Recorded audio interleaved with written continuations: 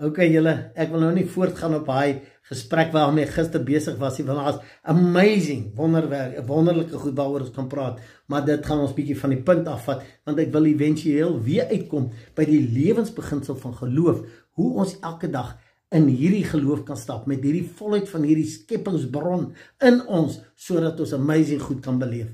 Maar een ding wat toch belangrik is, wat ek wel hierso wil sê, is, alles wat ontstaan, of ontstaan het, kom uit een bron uit. So almal is deel van die een bron.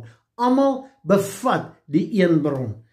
En dit moet vir jou, jy moet dit baie mooi gaan dink. Ja, deur die jare het ons na mense se optrede gekyk, het religion skeidings gemaak en kampies gemaak en daar's 'n klomp sulke skeiding, maar die laaste persoon, die laaste ding op hierdie aarde kom uit die bron. En elke skepping wat vandag nog steeds plaasvind, kom ook uit die bron wat vanuit ons vloei.